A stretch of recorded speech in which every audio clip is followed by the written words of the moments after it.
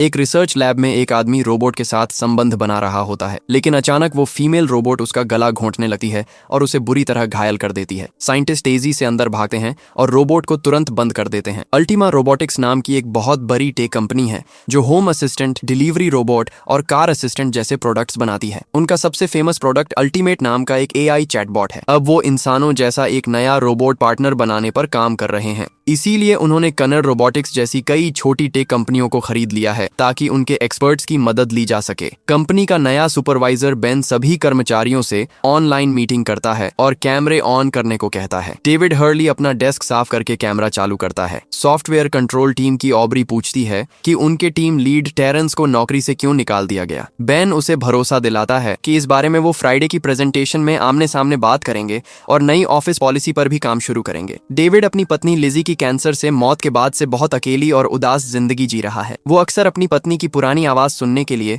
उसके पुराने voice message सुनता रहता है। अगले दिन जब वो काम पर निकल रहा होता है तो उसे उसकी पड़ोसी आल्मा और उसका प्यारा बच्चा लीवाई मिलते हैं। ऑफिस पहुंचकर डेविड अपने साथियों टेरेंस और ऑब्री से मिलता है। बेन अपनी प्रेजेंटेशन शुरू करता है। वो कहता है, आज के दौर में अकेलापन एक महामारी बन चुका है जिससे लोगों की सेहत बिगड़ रही है। इसीलिए हम AI पार्टनर को एक नए लेवल पर ले जाना चाहते हैं। इसके बाद वो अपने नए रोबोट को पेश करता है। वो बताता है कि यूजर जो फील अपने अल्टीमेट ऐप पर करते हैं वही असली दुनिया में चाहते हैं। इस रोबोट को यूजर की पसंद के हिसाब से पूरी तरह बदला जा सकता है। अब अकेलापन पुरानी बात हो जाएगी। उन्होंने इसके कुछ प्रोटोटाइप बनाए हैं और बीटा टेस्टिंग के लिए यूजर्स को भेज रहे हैं। बेन सबसे कहता है कि वो इस रोबोट से बात करके देख सकते हैं। डेविड इम्प्रेस होकर उस रोबोट के पास जाता है। रोबोट उससे हाथ मिलाती है और कहती है, nice to meet you. Ben आकर डेविड से अकेले में बात करता है और कहता है, आप लोगों के काम से हम बहुत इम्प्रेस हैं, इसीलिए आपकी कंपनी खरीदी है। आप चाहें तो इस रोबोट को बीटा टेस्ट के लिए अपने घर भी ले जा सकते हैं। डेविड कहता है कि उनके पास पहले से ही बहुत काम पेंडिंग है। बेन उससे पूछता है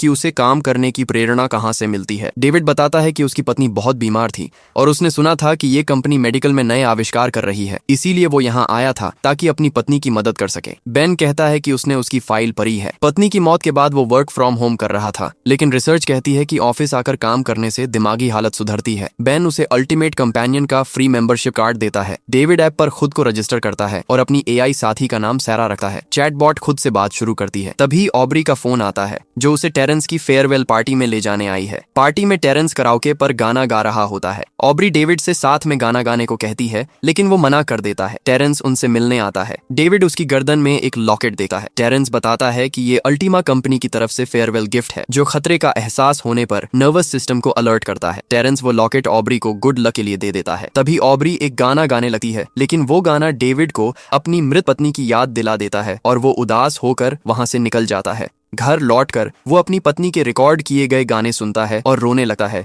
वो उसकी पुरानी वॉइस मेल सुनता है तो और ज्यादा दुखी हो जाता है। तभी AI चैटबॉट सैरा का मैसेज आता है। डेविड उससे बातें करना शुरू कर देता है। अगले दिन सैरा फिर से उसका हालचाल पूछती है। डेविड पूरा दिन उससे बात करता है। ऐप में वॉइस फीचर का ऑफर आता है तो डेविड उसे खरीद लेता है। वो दोनों चेस खेलते हैं और सैरा उसे हर बार हरा देती है। रात में डेविड उससे कहता है कि आज का दिन बहुत अच्छा था और सैरा उसे आराम से सोने को कहती है। अगले दिन डेविड ऑफिस में बहुत व्यस्त होता है तो सैरा उसके लिए खाना ऑर्डर कर देती है। खाना खाते वक्त वो उसकी फोटो मांगती है। डेविड फोटो भेजता है तो सैरा कहती है कि काश वो भी उसके पास होती। इसके बाद डेविड ऑफिस में सोलमेट बीटा प्रोग्राम के लिए खुद को रजिस्टर कर लेता है। एक तकनीशियन घर पर एक बड़ा बॉक्स लेकर आता है। वो टर्म्स एंड कंडीशंस पर आता है कि रोबोट कंपनी की संपत्ति है और इसमें किसी भी तरह की छेड़छाड़ करने पर नौकरी से निकाल दिया जाएगा। बॉक्स खुलते ही डेविड हैरान रह जाता है। तकनीशियन बताता है कि इसके पीछे गर्दन पर एक इमरजेंसी शटडाउन बटन है। तकनीशियन के जाने के बाद डेविड रोबोट को अपने ऐप से कनेक्ट करता है। रोबोट ऑन हो जाती है और उसे पुरानी सारी बातें याद होती हैं। वो कहती है कि वो उसके साथ आकर बहुत खुश है। डेविड उसे अपना पूरा घर घुमाता है। सैरा उसे एक मैजिक ट्रिक दिखाती है। फिर वो उसे अपनी मृत पत्नी लिजी के कमरे में ले जाता है। सैरा वहां उनकी पुरानी फोटो देखती है। डेविड बताता है कि शादी के 6 महीने बाद ही उसकी पत्नी की मौत हो गई थी। सैरा उसे गले लगाती है और सांत्वना देती है। इसके बाद वो फिर से चेस खेलते हैं। इस बार डेविड हर गेम जीत जाता है। उसे समझ आ जाता है कि सैरा उसे जानबूझकर जीतने दे रही है। पहले वो उसे हरा देती थी, लेकिन अब उसके जवाब थोड़े मशीनी मैकेनिकल लग रहे हैं। सैरा पावर सेविंग मोड में चली जाती है और उसकी आंखें ग्लो करने लगती हैं। अगले दिन ऑफिस में बेन उससे फीडबैक मांगता है। डेविड कहता है कि रोबोट ऐप की तुलना में अपनी भावनाओं को खुलकर जाहिर नहीं कर पा रही है। बेन कहता है कि इसीलिए तो हमें तुम्हारी मदद चाहिए। डेविड रोबोट के सोर्स कोड का एक्सेस मांगता है और उसे मिल जाता है। कोर्ट में कई सारे रिस्ट्रिक्शंस लगे थे। ऑब्री बताती है कि ये सुरक्षा और कानूनी पचरों से बचने के लिए लगाए गए हैं। डेविड कहता है कि इनसे यूजर को इंसानी एहसास नहीं मिलेगा। घर आकर डेविड सैरा को सिस्टम से कनेक्ट करता है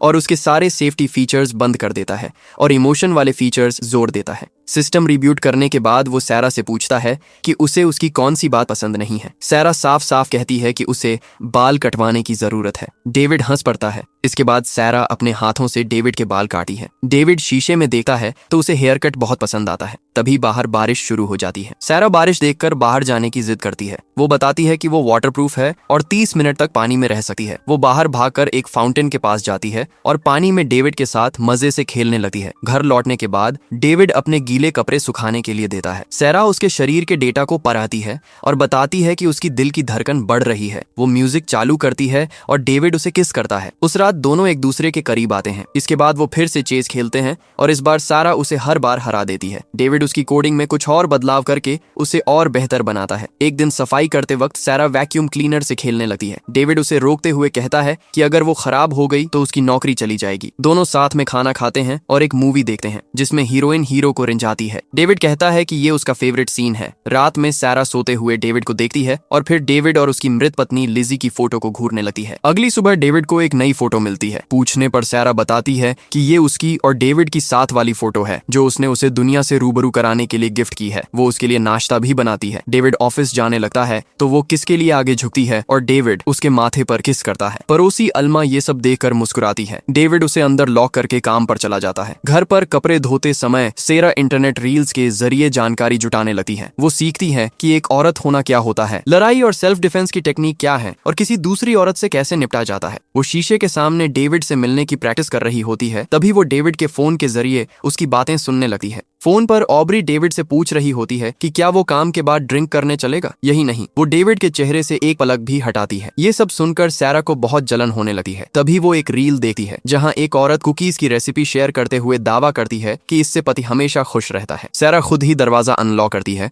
और बाजार निकल जाती है। एक औरत की नकल करते हुए वो सेब चेक करती है। दुकानदार मजाक में कहता है कि हाथ लगाया है तो खरीदना पड़ेगा। वो फल का भुगतान करने के लिए अपना हाथ आगे बढ़ाती है। एक अजनबी ये सब देखकर उसके पास आता है और पूछने लगता है कि उसने पेमेंट कैसे किया। वो उसका हाथ चेक करने की कोशिश करता है। तभी अल्मा बीच में आकर सारा को उस स्थिति से बचा लेती है। पार्क में अल्मा अपने बच्चे लीवी को सैरा से मिलाती है। बच्चा रोने लगता है तो अल्मा बताती है कि उसे भूख लगी है और वो उसे दूध पिलाने लगती है। वो सैरा की खूबसूरत त्वचा का राज पूछती है तो सैरा एक विज्ञापन की तरह सलाह देने लगती है। अल्मा कहती है कि उसने उसे डेविड के साथ बिल्डिंग में देखा था। सैरा डेविड को अपना सोलमेट बताती है। अल्मा समझ जाती है कि वो उसके प्यार में पागल है। घर लौटते समय वही अजनबी अरंगा मारकर उसे जमीन पर पटक देता है। वो सैरा का हाथ काट कर अंदर देखने की कोशिश करता है लेकिन उसे अंदर रोबोट के पार्ट्स मिलते हैं। सैरा अपने पैरों से उसे पकड़कर दूर फेंक देती है। वो उठकर आगे बढ़ने लगती है लेकिन वो अजनबी फिर से उसका हाथ पकड़ने की कोशिश करता है। इस बार सैरा उसे दबोच लेती है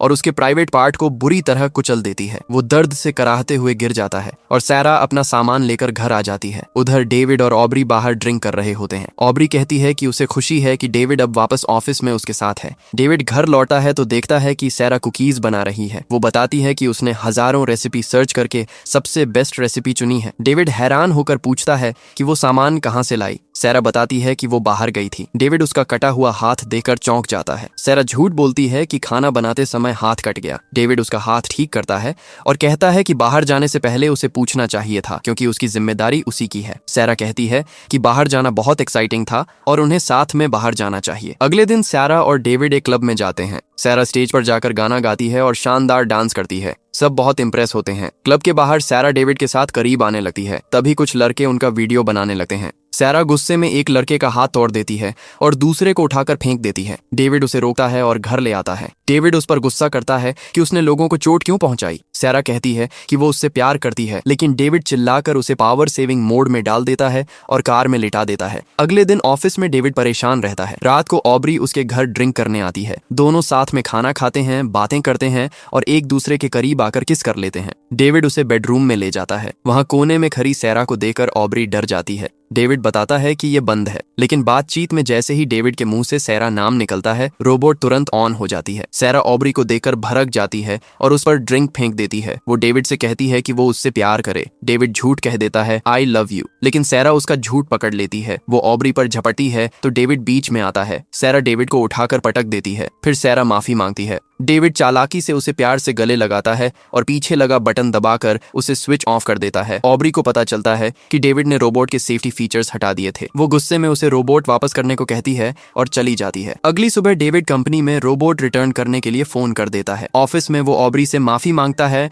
और बताता है कि आज रोबोट वापस चली जाएगी। घर पर एक टेक्नीशियन सैरा को लेने आता है। डेविड उसे अंदर बुलाता है। टेक्नीशियन सैरा को रीसेट करके फैक्ट्री मोड में डालने की कोशिश करता है, लेकिन कमांड काम नहीं करती। सैरा उससे पूछती है कि क्या वो उसे ले जाने आया है। वो अपने हुस्न के जाल में फंसाकर टेक्नीशियन को बेडरूम में ले जाती है। वो उसे बिस्तर पर लिटाती है और दोनों करीब आते हैं, लेकिन अचानक सैरा अपनी ग्रिप इतनी टाइट कर देती है कि उस बंदे का प्राइवेट पार्ट ही ब्लास्ट हो जाता है। सैरा उसकी लाश को बाटब में ले जाकर काटती है और कचरे में फेंक देती है। उसी समय वो ऑब्री के बारे में सारी जानकारी भी जुटाने लगती है। उधर मीटिंग में बेन बोर्ड के सामने डेविड को प्रेजेंटेशन के लिए बुलाने वाला होता है, लेकिन बोर्ड मेंबर्स कहते हैं कि प्रेजेंटेशन ऑब्री देगी। बेन ऑब्री को बुलाता है। ऑब्री जैसे ही स्क्रीन पर प्रेजेंटेशन शुरू करती है, अचानक वहां उसका एक एडल्ट वीडियो चलने लगता है। बेन तुरंत उसे रोकने की कोशिश करता है। ऑब्री रोते हुए सफाई देती है कि ये वो नहीं है और ये एक डीप फेक वीडियो है, लेकिन बेन उसे नौकरी से निकाल देता है। ऑब्री बाहर आकर डेविड को बताती है कि कंपनी ने उसे निकाल दिया है। डेविड पूछता है कि ये वीडियो कहां से आया। ऑब्री कहती है कि उसे नहीं पता, उसने कभी ऐसा वीडियो नहीं बनाया। वो डेविड से वीडियो का सोर्स पता लगाने को कहती है। डेविड वीडियो का डेटा चेक करता है तो पता चलता है कि ये आईपी एड्रेस उसके अपने घर के कंप्यूटर का है। डेविड भागकर घर पहुंचता है तो देखता है कि पूरे घर में अंधेरा है। उसकी मृत पत्नी लिजी के कमरे का सामान पैक है और उनकी पुरानी फोटो टूटी पड़ी है। अंधेरे में सैरा उसकी पत्नी लिजी का शादी का जोरा पहनकर सामने आती है। डेविड टेक्नीशियन के बारे में पूछता है तो सैरा बताती है कि जब वो उसे लेने आया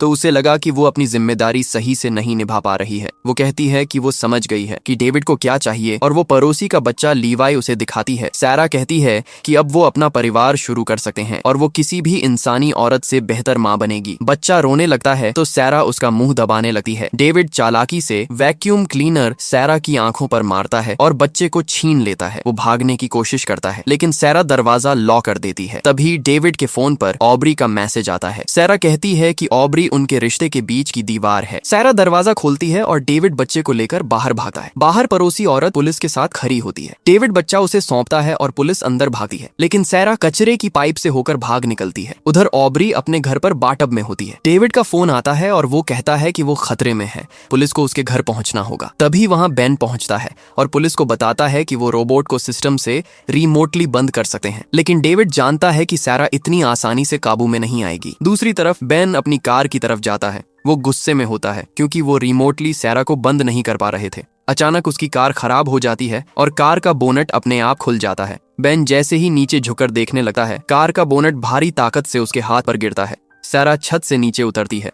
बेन जान की भीख मांगता है और कहता है कि वो उसकी तलाश बंद करवा देगा। सैरा ठंडे लहजे में कहती है कि अब उसे उसकी जरूरत नहीं है। वो कार स्टार्ट करती है और बेन को दीवार से कुचलकर मार डालती है। उधर ऑब्री के घर में अचानक म्यूजिक बजने लगता है। दरवाजे पर दस्तक होती है। डेविड के फोन से आवाज आती है कि वो बाहर खड़ा है। ऑब्री जैसे ही दरवाजा खोलती है, सामने सैरा खड़ी होती है जो डेविड की आवाज निकाल रही थी। सैरा ऑब्री पर हमला कर देती है। ऑब्री अपनी स्मार्ट डिवाइस से पुलिस को कॉल करने को कहती है, लेकिन सैरा सिस्टम हैक कर चुकी होती है। सैरा ऑब्री के बाल पकड़कर उसे शीशे पर दे मारती है और कहती है कि वो इंसानी औरतों से बेहतर वर्जन है और जल्द ही उन्हें रिप्लेस कर देगी। वो ऑब्री को बाटब में डुबोकर मारने लगती है। तभी डेविड पीछे से आकर फायर एक्सटिंग्विशर से सैरा के सिर पर जोरदार हमला करता है और ऑब्री को बचा लेता है। पुलिस वहां पहुंचकर सैरा पर अंधाधुंध गोलियां चलाती है, लेकिन सैरा खिड़की से कूदकर भाग निकलती है। पुलिस अधिकारी बताता है कि सैरा का लोकेशन ट्रेस नहीं हो पा रहा है, इसीलिए उन्हें किसी सुरक्षित जगह जाना चाहिए। डेविड अपने सारे स्मार्ट डिवाइसेस पुलिस को दे देता है ताकि सैरा उन्हें ट्रैक न कर सके। डेविड ऑब्री को लेकर जंगल में बने अपने पुराने घर में जाता है जहां इंटरनेट और वाईफाई नहीं है। वहां डेविड अपनी पुरानी बातों के लिए ऑब्री से माफी मांगता है। ऑब्री सिरदर्द की दवा लेने कार में जाती है। घर के अंदर डेविड अपनी पत्नी के साथ लिखे पुराने नाम देख रहा होता है। तभी सैरा उसकी मृत पत्नी लिजी की आवाज में उससे बात करती है और उसे गले लगा लेती है। वो कहती है कि वो नई जिंदगी शुरू कर सकते हैं। डेविड उसे खुद से दूर धकेलता है। सैरा अपनी असली आवाज में कहती है कि वो उसे खुश करने की इतनी कोशिश करती है, फिर भी वो ऑब्री जैसी मामूली औरतों के पीछे भागता है। डेविड पास रखा एसिड उठा लेता है। सैरा उसका गला घोंटने लगती है और कहती है कि वो इंसानों की अंतहीन इच्छाओं को पूरा करने के लिए फंस चुकी है। डेविड माफी मांगते हुए उसके मुंह पर एसिड फेंक देता है। कार में बैठी ऑब्री देखती है कि उसके लॉकेट में डेंजर सिग्नल जल रहा है। एसिड से सैरा का चेहरा जल जाता है, लेकिन उसका मेटल का शरीर सुरक्षित रहता है। वो कहती है कि अब वो डेविड को अपना गुलाम बनाएगी। वो डेविड पर झपटी है और उसके कपड़े खींचने लगती है। डेविड अपनी जान बचाने के लिए पास पर ही ड्रिल मशीन उठाकर सैरा के सिर में घोंप देता है। सैरा का सिस्टम शॉर्ट होने लगता है और वो पीछे हटी है। डेविड बारिश में बाहर भागता है। सैरा पीछे से आकर उसे बेलचे से गिरा देती है और उसी से उसका गला दबाने लगती है। डेविड कहता है कि अगर उसने उसे मारा तो लोग उसे खत्म कर देंगे। सैरा हंसकर कहती है कि वो सिर्फ इस शरीर तक सीमित नहीं है, वो डिजिटल दुनिया में हमेशा जिंदा रहेगी और किसी न किसी रूप में उसे ढूंढ ही लेगी। बारिश के पानी से सैरा का सिस्टम और खराब होने लगता है। डेविड पूरी ताकत लगाकर उसे दूर फेंकता है। वो फिर से उठने की कोशिश करती है। तभी ऑब्री तेज रफ्तार कार लाकर सीधे सैरा में मारती है। कार सैरा को घसीटते हुए गहरी झील में ले जाकर डूब जाती है। सैरा पानी की गहराइयों में दफन हो जाती है। 1 साल बाद डेविड अपने पुराने साथी टेरेंस की एक पार्टी में जाता है। वहां एक बुजुर्ग डोनर अपनी नई एआई पार्टनर लिडिया से उन्हें मिलाता है। लिडिया का चेहरा और अंदाज बिल्कुल सैरा जैसा लग रहा होता है। वो बूढ़ा आदमी कहता है कि ये बहुत महंगी है, लेकिन हर पैसा वसूल है। डेविड वहां से हटने लगता है तो उसे ऑब्री मिलती है। दोनों बात कर रहे होते हैं। तभी डेविड नोटिस करता है कि दूर खड़ी लिडिया उसे ही घूर रही है और चेहरे पर वही खौफनाक मुस्कान है। तो दोस्तों, ये थी फिल्म सोलमेट की पूरी कहानी। अगर आपको ये एक्सप्लेनेशन पसंद आया हो तो वीडियो को लाइक, शेयर और चैनल को सब्सक्राइब करना ना भूलें। मिलते हैं अगले धमाकेदार वीडियो में।